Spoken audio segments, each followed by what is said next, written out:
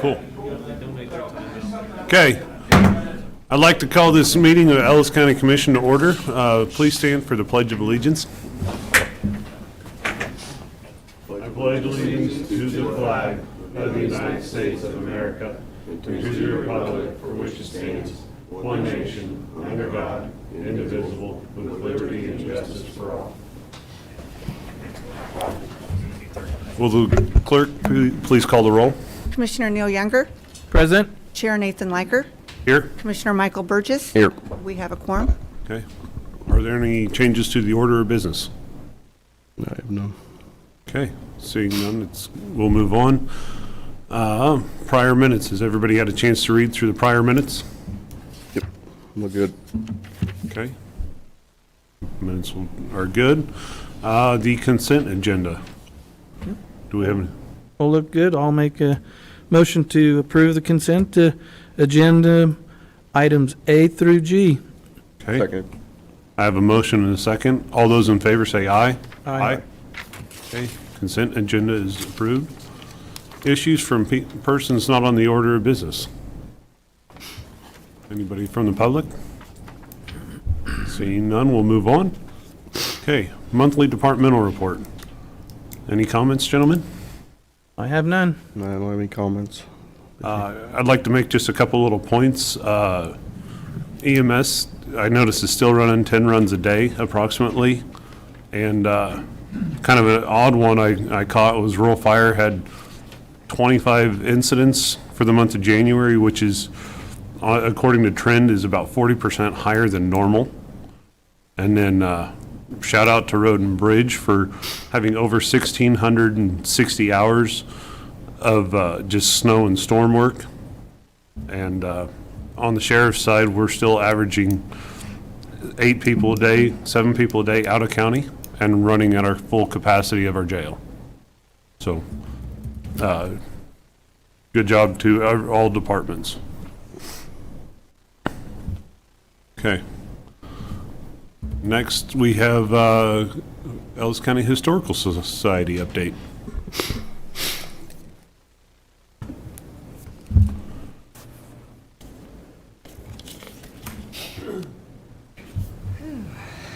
Hello, thank you for having us. I'm Amanda Rupp, and this is Adam Conkey, and we're both with the Historical Society. Morning. And I just wanted to thank real quick two of the commissioners that got to meet with us on our chamber chat we had last Friday. So some of this is review. I could have them stand up here and tell all the exciting things. So, but I know you want to see my smiling face. So we wanted to start off with what's on everybody's mind is the Victoria lease. If you didn't see that in the news, but we did sign a lease with that part of that property, that St. John's property over in Victoria for a sister site. We plan on using it for partial storage and about a 7,000 square feet gallery space over there that will focus on the Volga German settlements, Angus cattle movement, the oil and wheat and agriculture industry in the outlying counties, and a specific little gallery for Walker Army Airfield because they have their own cult following, and they all deserve a story to be told. We are starting immediately on demoing some of the work. We had about 20 volunteers come about 2 Saturdays ago and just make light work of demoing and clearing debris and stuff. So I just want to shout out to the community. It wasn't just people from Victoria, it was people from Hayes that really want to see this building. It's been a long time coming and up and going, and so they were proud of it, and it was really cool to see how much they could accomplish. Just to give the commissioners an update that we know that this building puts another facility in our care, and you know that comes with extra cost. Obviously, this first 2 years while we're remodeling it, there's no operating costs associated with that. That's all coming out of our capital budget that we're raising money for. We've started already with $150,000 to get started, and we were finishing our portion of the roof immediately, and I'm going to start on that storage unit as well. But there is an anticipation of a little bit of operating fees or operating costs with the building general utilities. We plan to use as much volunteer services as we can to be a docent or a front desk clerk for that facility. It doesn't need a whole lot of other staffing, but with the ready-made apartments and hopefully lots of energetic, maybe retired residents that live in those, they would like to offer their volunteer services. So our operating budget in the coming years will increase with that, obviously, but I think it'll be a real great add to the county, and especially Victoria, and bringing people over there. The other thing is I want to highlight some of our events that we have coming up, and my Vanna. I think that the county could sponsor a team for trivia night, and this would look really great in any county office as the smartest in Ellis County. No, our trivia night is our annual fundraiser. This is our second year, and it's not just about history. There are multiple categories, 9 categories, great prizes for each category. You can have up to an 8-person team, and it's just one of the ways that we'd like to get out in the community, engage people in something that they don't do. I mean, now we're starting to see little trivia nights, but besides the fundraising things for like galas and silent auctions and suppers and stuff. So please spread the word. We still have a few spots for teams. Guaranteed to have a laugh and not take yourself too seriously, but there is some competition because Blue Moon, what's their salon? Yeah. They won last year, and this was at their place all last year, and she told me it's coming back. So there's some stiff competition. Besserweisen is their name, or Besserweiser, know-it-alls or something in German. We are going to bring back Pioneer Day, which was a field day that we held on campus for probably 15 years, I think, at the first part of May every year for grade school students. We are opening it up this year to mostly third grade students, and we have some Ellis students coming this year. Haven't heard from Victoria yet, but it's a day where they experience old-fashioned, cooking, some relay races, some singing, some different activities for a couple hours on our campus. And so since we don't have to be necessarily inside where we're still doing work, it was a great time to be able to bring this back. So that'll be happening May 1st. And then something I forgot to mention on Friday, if you're at our chamber chat, is we have been working with a student from TMP to produce an app for our walking tour downtown, for our historic walking tour. You can go downtown and visit those, how many are there, 30, right? I don't remember. 20-some plaques around town talk about the mysterious characters and the wonderful buildings that we've had. And those are just really pretty bronze plaques, and use your imagination, but an app in these days will have pictures associated with it that we have in our collections, tell you a little bit more about the story, and show you, how to walk around. So for those younger folks that like to use their phone for everything, maybe there'll be a Pokemon to find, I don't know. Anyway, that we hope to debut at the Spring Art Walk. So we want to thank the student from TMP. We'll be celebrating him and his work in that. So that's another program or event we have. And then I also wanted to show that we have moved on from phase 2. Everyone has seen the construction on the back side of the building with the ramp. We now have a new curator lab and a break room. The entire bottom floor is completely redone and usable now, and we'll be working on the main gallery as we move forward, and it'll be the last phase before we open the building completely and have a fully functioning museum again, which is exciting, and we plan to have elevator access to that floor, another facility, bathroom facility, and then be able to use that room as a somewhat event space or presentation space, because it was a large, not gallery, it was a large sanctuary, it was a church, and it costs about a third of the cost of phase 2.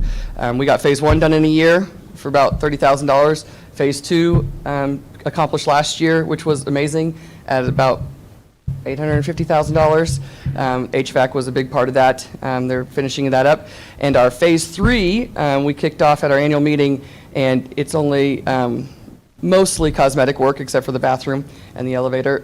And it's going to cost us about $270,000 to accomplish that. And we got a good track record. So I'm hoping, but if you show up January 1st of 2025 and we're not quite open, give us a little grace. But we wanted to share this with everyone who hasn't seen it.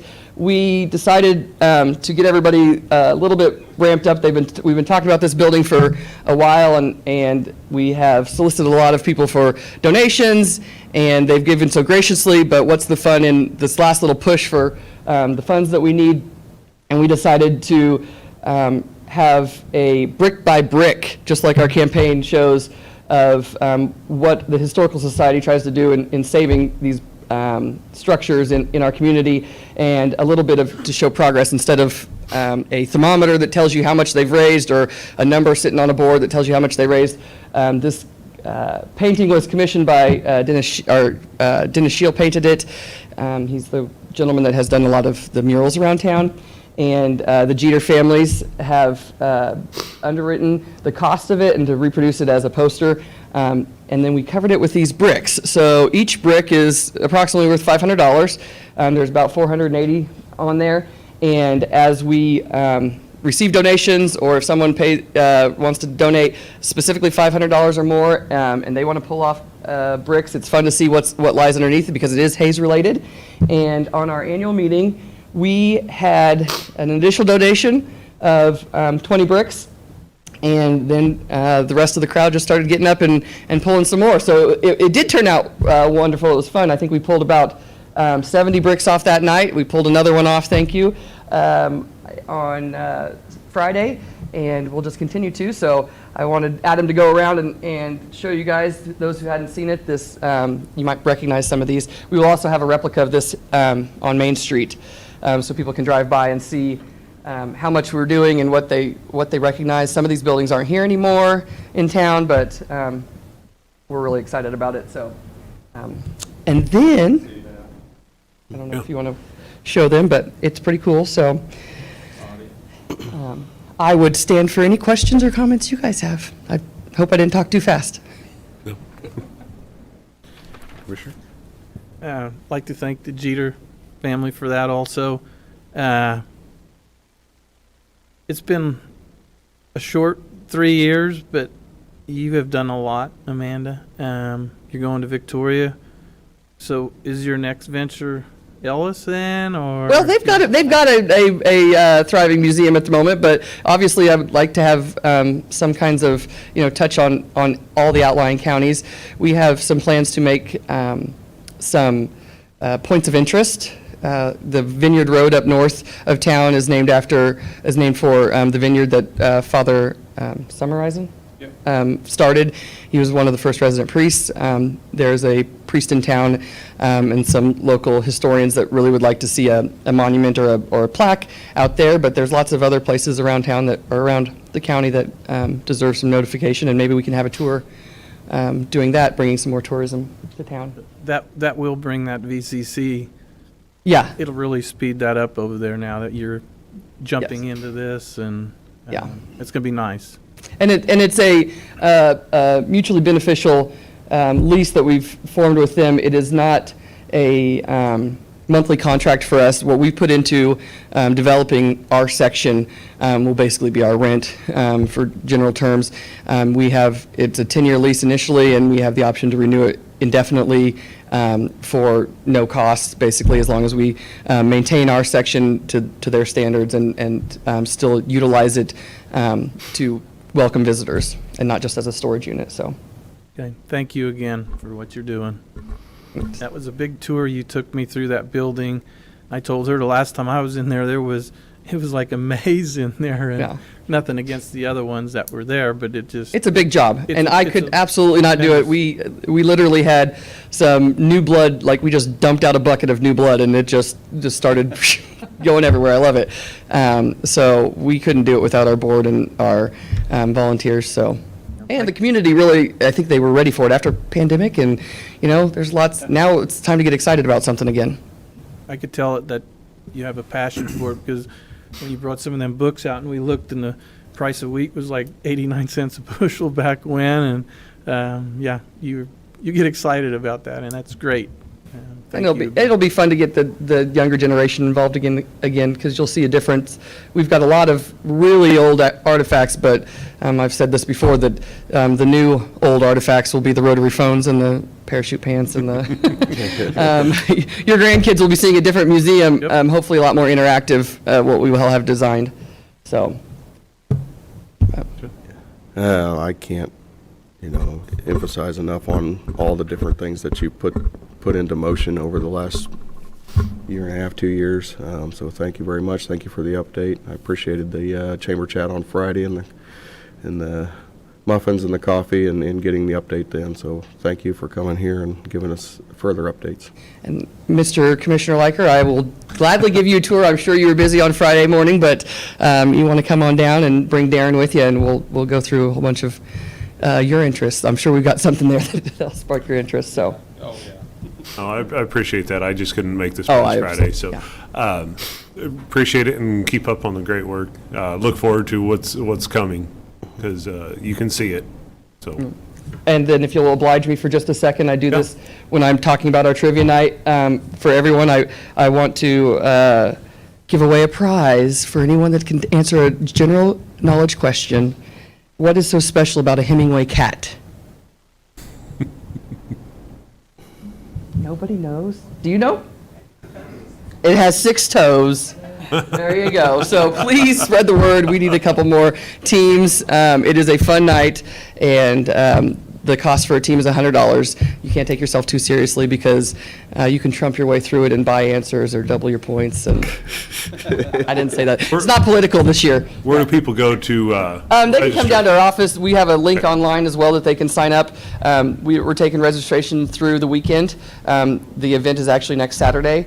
We'll probably take a few late ones if we haven't filled up all of our teams, but we had 8 teams last year. They had a grand time, so, Okay. but thank you. And Amanda, one last question. How are you coming on your anniversary, 200-year anniversary? Oh, we celebration? are, yes, thank you. We have we canceled our January meeting, but we have a new meeting for any community members that would like to join us in that planning on March 18th at 7 down in our building, and that is going to be a fun celebration. We plan on producing another book every year, like the 100-year, the 125. They've always produced a coffee table type book. We have, celebrations all around the county throughout the year. We're trying to get the train to come back through, because that's how the immigrants would have gotten here, not on wagon trains like the cool pioneers. No, so that's going to be fun too. So we got a little bit of planning ways to go for that. So Good deal. thanks. Okay, well, thank you for the update. Thanks. Okay. Next, we have our noxious weed annual report.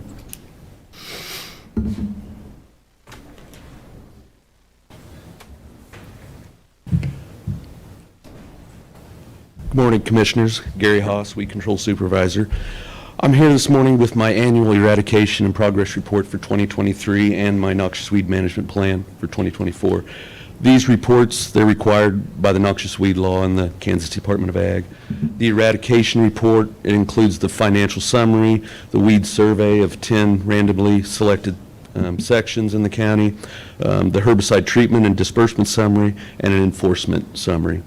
And the 2024 management plan is a plan of our duties, our training, and our goals. I updated this plan substantially this year with the additional staff that we've added and our new duties that we're going to be having for 2024. In 2023, we sprayed 7,000 acres plus of county right-of-ways and county properties on the 1,340 miles of roads that we have. We sprayed 1,640 acres for KDOT on their state right-of-ways and their service yard, and then 42 acres of city property for City of Hayes and for City of Ellis. Through our office, we had 503 ticket sales on 20,800 gallons of herbicide, and it was to control noxious weeds on 153,200 acres in the county. We inspected and resolved 7 noxious weed complaints on musk thistle, and that was down substantially, but we were very dry and they weren't as much of a problem this year. We spent 135 hours on tree and brush spraying and 196 hours on tree and brush removal on the county right-of-ways.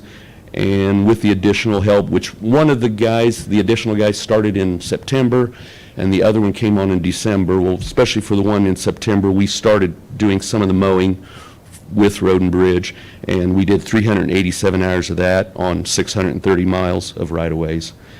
We still had our pesticide recycle program, which netted 585 containers, which were recycled. And we did just here in January, we took on, we'd put 2 snow plows on 2 of the pickups, and we did clearing on some of the county properties, this lot and other places, and we did 145 hours in January of snow removal, and we spread 35 yards of salt sand on county roads with the pickups. Kind of what we had going on. Busy. Yeah.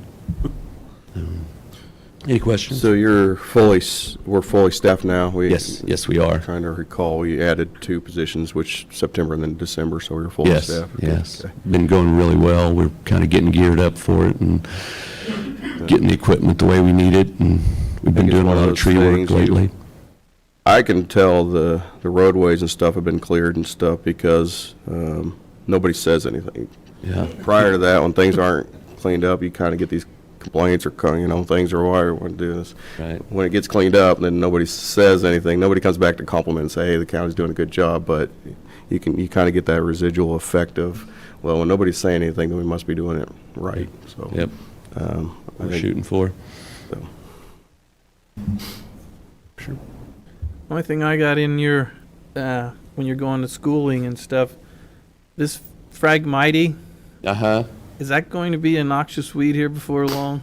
I mean, is there talk about it? Because it's getting, There's talk about it, but I mean, it's down in the rivers and stuff so Okay. badly that if it would be a hard one to enforce. Okay. And that's what kind of keeps it off of the noxious weed list, is just being able to get rid of it. You can, it's an invasive weed, yes, but I don't know that it's going to become a noxious weed. Okay.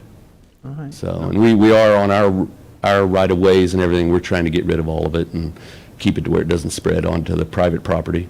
Okay. And trying to help. We got a few people we're helping along on getting rid of it on their properties also. Okay. Now, we've changed the way we're going to run our noxious weed department this year. Do you believe our ticket sales will be down significantly? Probably, yes, yeah. I mean, we'll be selling at cost. Right. So I would say it's going to be closer to retail now, to where a lot of it, people will switch over to retail. Okay. But, Will Yeah. that you think that'll have a negative impact on running through your department? well, we'll have less sales, but it really won't affect the bottom line because it's just going to be a wash. What we pay for it is what we sell it for, so it isn't going to change anything really on our budget. Okay. Yeah, Okay. Very good. Well, look forward to seeing the progress we make this year. So yeah, that's us too. I have no quarrels with the report or the plan. Okay, I think it works. Okay. Alrighty. I'll, Thank you.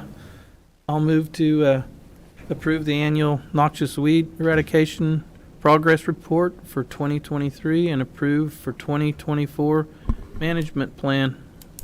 Seconded. Okay, I have a motion and a second. Those in favor say aye. Aye. Okay, motion carries. Thanks, you, Thank you, Gary. Gary.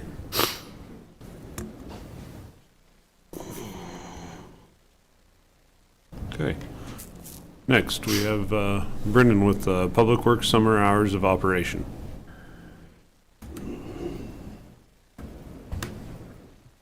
Morning, Commissioners. Brendan McKay, Ellis County Public Works Director. Morning. So before you use the request to allow Public Works and the Road and Bridge and Noxious Weed Divisions to change their summer hours starting April 1st, in order to accommodate the construction of and completion of some of the bigger projects like Ellis Avenue that we have, the end date will still be the same there at the end of August, beginning of September.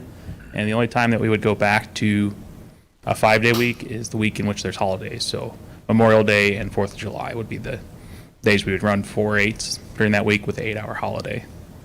Okay. So we're starting at about a month earlier than normal. Month and a half earlier than normal. I was gonna say, you normally start around the holiday week, Yeah, Memorial Day. right?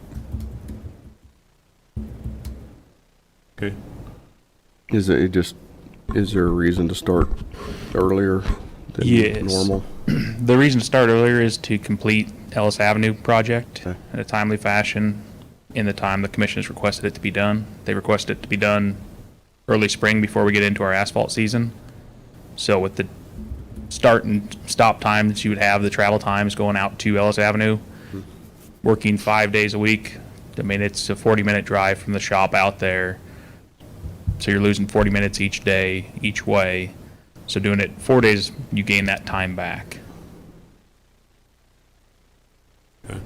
Okay. Are we also going to allow our employees, if they are willing to do overtime in case we hit timely rains for maintaining our roads and, Yes. okay, good. good deal. We haven't burned through all of our overtime yet, so we still have room for that. Okay. And this would allow, if we need more material for that project, Fridays, Saturdays, they can be out there making more material without slowing down the rest of the project. Very good.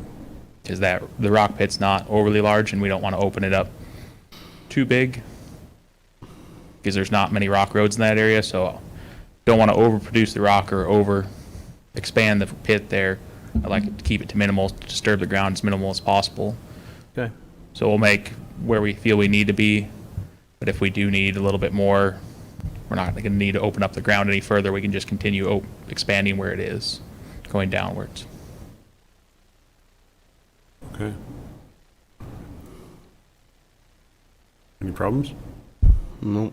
Well, I'll move to approve the 2024 Public Works summer hours of operation. I'll second that. Got a motion and a second. Those in favor say aye. Aye. Aye. Thank Okay. you very much. Brendan, while you're up here, on the Ellis Avenue, do we have the signs and stuff stating our tentative start dates and road closures and stuff? They'll be going up 30 days in advance. We'll put up our message boards, Okay. the lighted, solar-powered flashing boards. Okay. And Okay. until one gets vandalized, then we'll reassess with something else. Then it'll be history. It can go in the. Yeah. You're gonna Correct. But You have an update on that Hilltop from last week?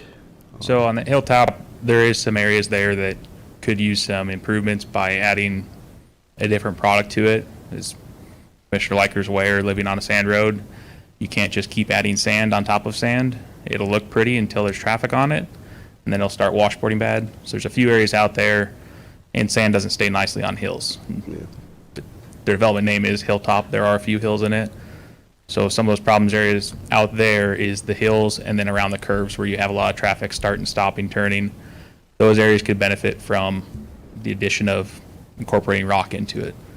It would make the road potentially dustier.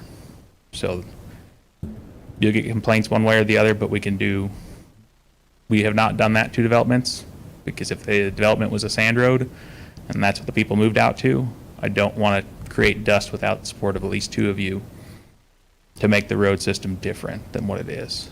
I think that's one of the things that we're going to be discussing here next month with the staffing request that was brought up last week. Okay.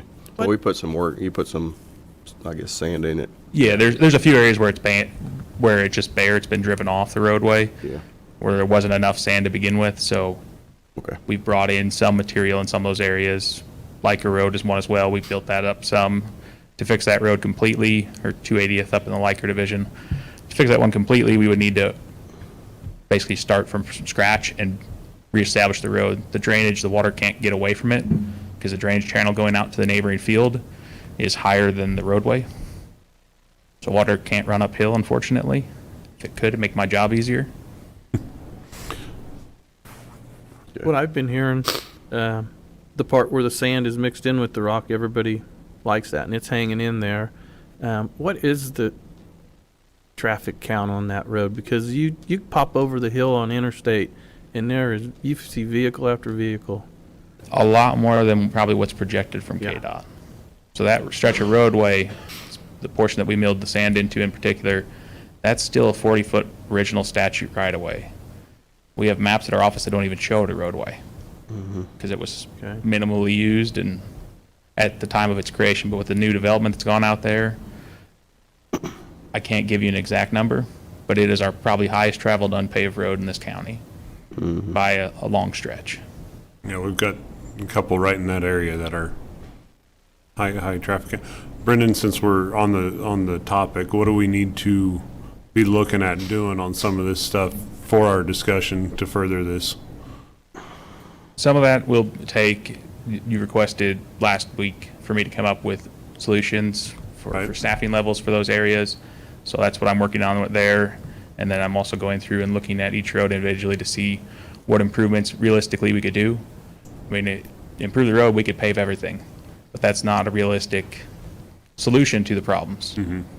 I don't have the budget authority, nor would I recommend that we do that, because we would not be able to support the rest of our road system.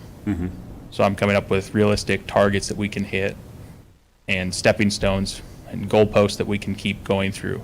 Gotcha. End goal is a great road, everyone's happy, but if we shoot for that to begin with, my fear is that we'll overshoot, so I'd like to give us incremental targets to go through. Understood.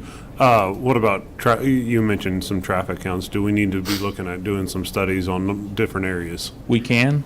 There are a few areas that I'd like to, Okay. and part of this is going to be coming down from the state. KDOT's made the Kansas County Highway Association group aware that they're going to be coming to each county. They're my position to request us to look at all of our roads, give them a roadway width, shoulder width, roadway type, whether it's sand, dirt, rock, paved, concrete, and also the full right-of-way width, and as well as reevaluating our FAS routes, the federal aid secondary routes. So those are most commonly the highest traffic roadways. It's the roads that take communities or farm to market or interconnect communities. So while there may be some roads that have higher traffic than some of the roads that are on the FAS routes, they may not be FAS because there's a secondary road right next to it.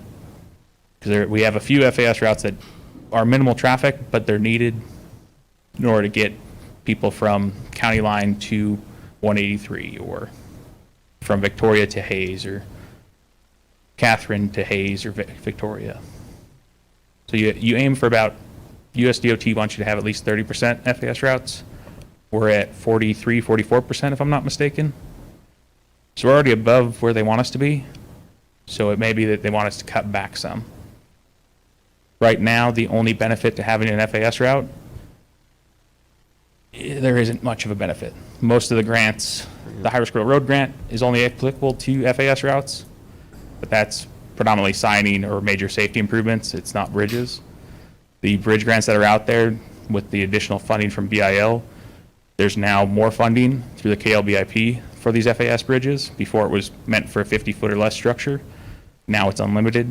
So it's for these larger bridges, the one north of Ellis on the Saline River, one in Ellis, 12th Street if you want to consider that, bridges like that. Okay. So potentially reducing some of our FAS routes may be on our table in the future. Okay. All right. Well, thank you. Yep, thank Thank you for the update. Brennan?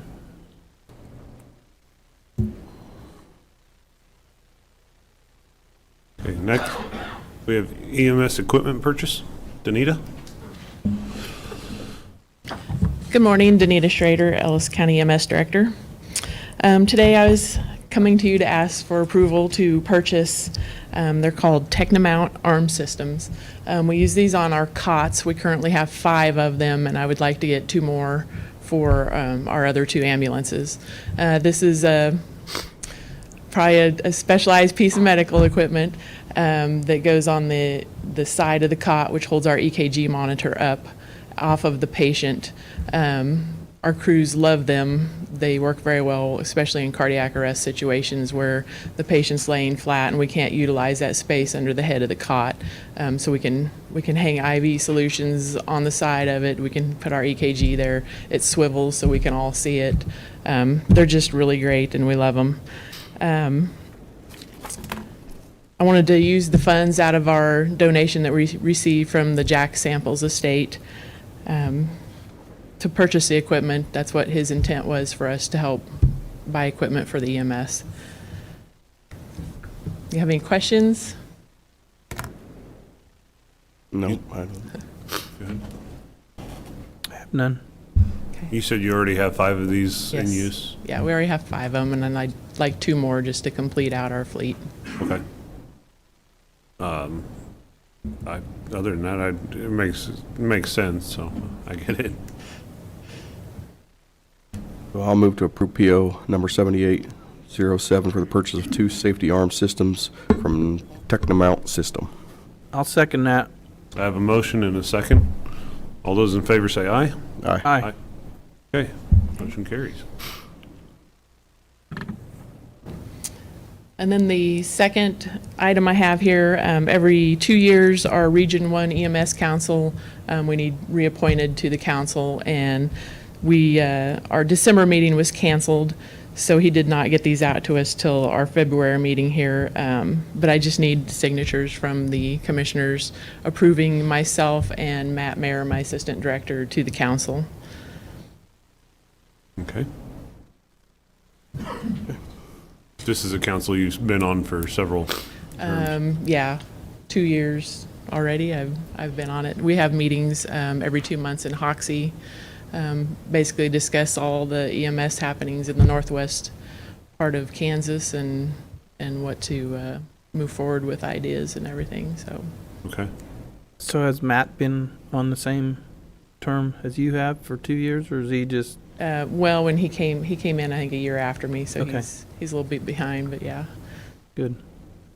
Okay, I move to approve the appointment of Danita Schroeder and Matt Mager to the Region 1 EMS Council. Second. Motion and a second. All those in favor say aye. Aye. Okay. And just a quick update, I did receive the other day a short email about our first ambulance. It is set to go into production on April 1st. And he said it usually takes about a month to get it built, and then hopefully in May we'll go down for a final inspection, make sure everything looks like we want it, and hopefully we'll have it before June. But he hasn't given me any word on the second ambulance yet, but I'll try to get on him and get back with him and see if he can update that. Okay. Seeing as we have the one up for sale currently, is that going to put us in a bind? No. Okay. Nope, we're doing okay. Our sports standbys usually when everything hits us the most, and that won't start again till usually it's the football ones that hit us. So hopefully we'll have that before school starts back up, and we'll be good to go. Okay. Yeah. Very good. Thank you. Okay.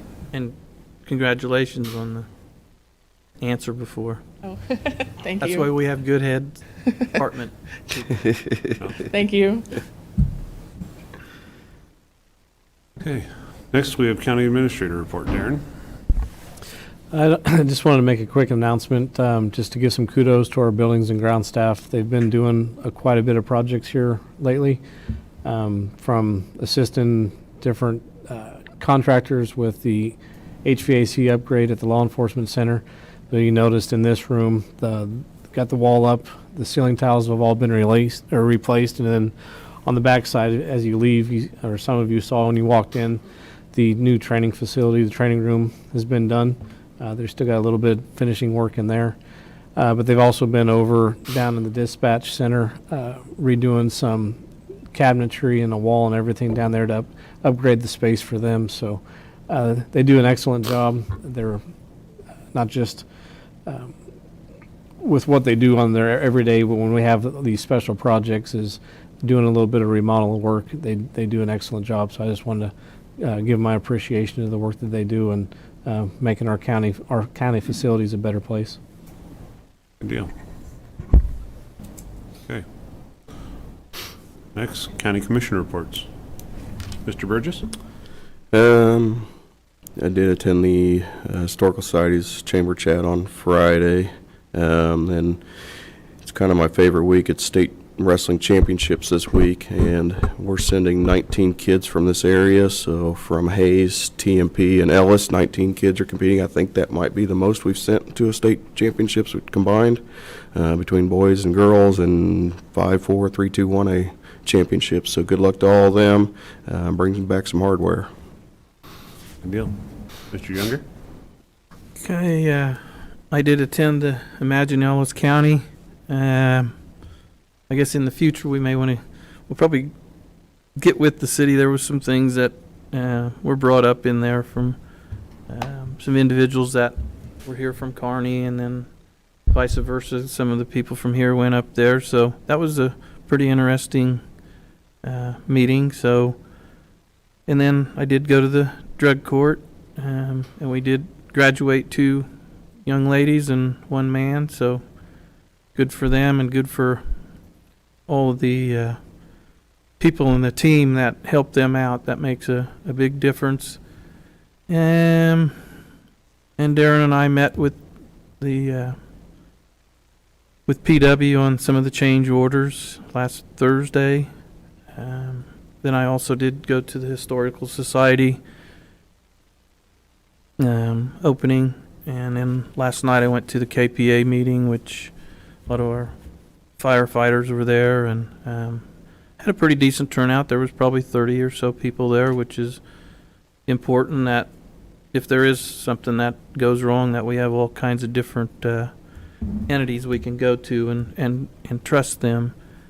And then I would like to ask our clerk, Bobby, if she would give us a little bit of update on the voting, what she has volunteered to do, if you would, for the Saturday thing. So if you would give us a little update, please. Sure. Bobby Dowding, Ellis County Clerk.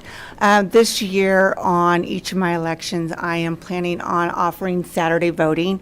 So our first election is March 19th, which is our presidential preference primary election. And I will be offering Saturday voting 8 to 1 here at the Admin Center. I don't have that date on the back of my mind, but it's the day before, the Saturday before the election will be that Saturday voting. So I'm getting the word out by Hayes Post and Hayes Daily News, and now obviously here today with at the commission meeting. So I hope that people that can't make it in to my office 8 to 4, that they take advantage of the Saturday voting this year. So That's very important. That gives everyone an opportunity. I thank you for doing that. So, you're welcome. I hope I get a good turnout. I really do. good. Thank you. Thank you. Very good. Okay. Well, for my report, I also attended, I guess it's recovery court now, not drug court, but that was my first time attending, and kudos to the graduates, and also kudos to Judge Brown and the team that he's built to administer that. A lot of hard work goes into it, and it looks like it's very beneficial to the people who go through the program. I've been in contact quite a bit with Brendan on some public works upcoming events, and then tomorrow I will be attending TMP with the City of Hayes and our county clerk to have a little discussion with the kids out there first thing in the morning. So that's all I have. I guess, do we have any executive sessions? Seeing none, we will adjourn the meeting at 9:13.